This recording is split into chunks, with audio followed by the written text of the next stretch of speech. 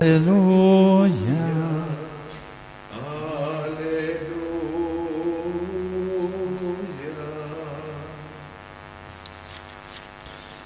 El Señor esté con ustedes. Con tu espíritu. Evangelio de nuestro Señor Jesucristo según San Marcos. Gloria a ti, Señor. Jesús se puso a hablar en parábolas a los sumos sacerdotes, los escribas y los ancianos, y les dijo: un hombre plantó una viña, la cercó, cavó un lagar y construyó una torre de vigilancia. Después la arrendó a unos viñadores y se fue al extranjero.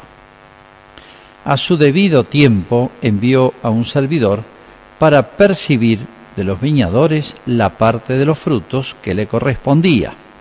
Pero ellos lo tomaron, lo golpearon y lo echaron con las manos vacías. De nuevo les envió a otro servidor, y a este también lo maltrataron y lo llenaron de ultrajes. Envió un tercero, y a este lo mataron. También golpearon y mataron a muchos otros. Todavía le quedaba alguien, su hijo, a quien mucho quería, y lo mandó en último término pensando: respetarán a mi hijo. Pero los viñadores se dijeron: este es el heredero, vamos a matarlo y la herencia será nuestra. Y apoderándose de él, lo mataron y lo arrojaron fuera de la viña. ¿Qué hará el dueño de la viña? Vendrá, acabará con los viñadores y entregará la viña a otros. ¿No han leído este pasaje en la Escritura? La piedra que los constructores rechazaron ha llegado a ser la piedra angular. Esta es la obra del Señor, admirable a nuestros ojos.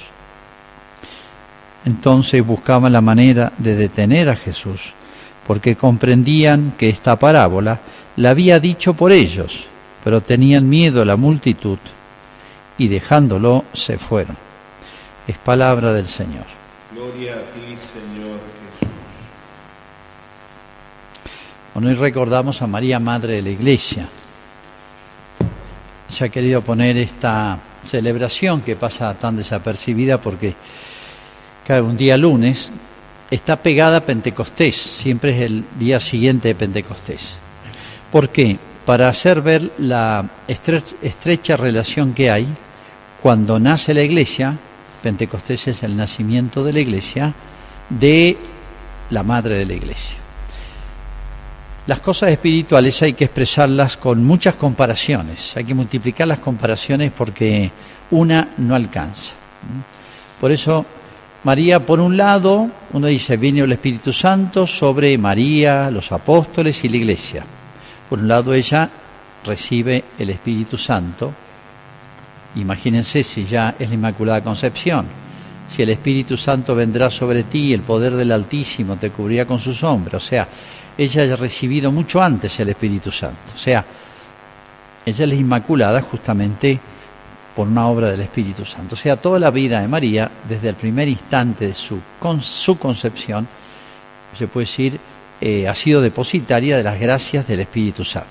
En otras palabras, Pentecostés para ella empezó mucho antes. Así que este Pentecostés ya es una, no sé cómo decir, una superculminación de gracias. ¿En ella ha habido un aumento de gracia? Sí. En ella ha podido haber un aumento de gracia, pero ya se nos pierde de vista. Entonces, por un lado, María es depositaria de una nueva y extraordinaria gracia de Pentecostés. Pero por otro lado, ella se suele decir que es esposa del Espíritu Santo, esposa. Entre los esposos ambos engendran. Entonces María es a la vez que depositaria, receptora de la gracia del Espíritu Santo, es esposa del Espíritu Santo, porque engendran a la Iglesia. Así como María, por el plan de Dios, porque lo dispuso Dios, es madre de Cristo, y San Pablo dice reiteradamente, y se detiene en esta comparación, dice: Cristo es la cabeza y nosotros somos sus miembros, el cuerpo. Somos cada uno una partecita de ese cuerpo que se llama místico, espiritual significa, ¿no? Así, ninguna madre engendra una cabeza sola, engendra toda la persona. De manera que es tan lógico, tan natural, tan obvio, que María sea madre de Cristo y los cristianos. De Cristo, la cabeza y el cuerpo, que es la iglesia. El cuerpo de Cristo es la iglesia, de la cual Cristo es la cabeza. Entonces María se sitúa también, por así decir, fuera de la iglesia, engendrándola.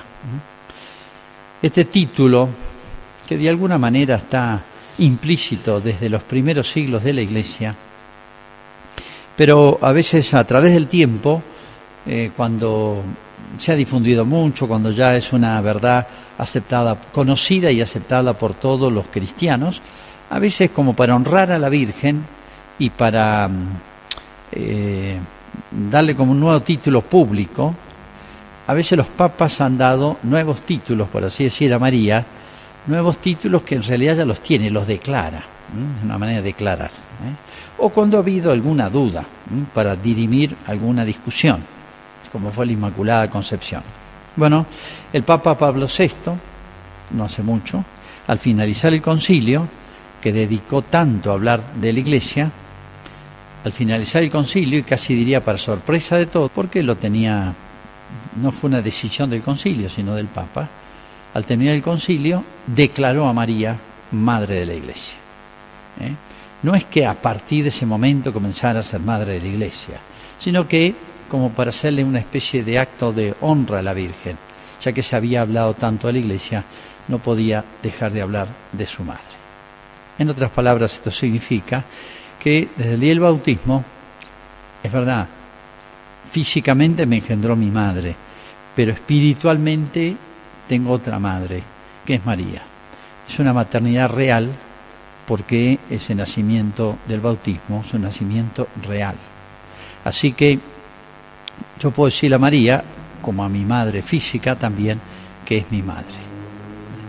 Y fíjense, la historia no es otra cosa, y va a llegar el fin de la historia, el final del mundo, cuando María termine de engendrar este gran parto que es ir dando a luz a todos los miembros. O sea, el día que se complete el número de los miembros del cuerpo de Cristo, ya no tendrá más sentido que siga la historia, y ese será el fin del mundo. Por eso ella tiene mucho que ver con ese fin del mundo, esa especie de completar el número de los elegidos a formar parte del cuerpo de Jesús.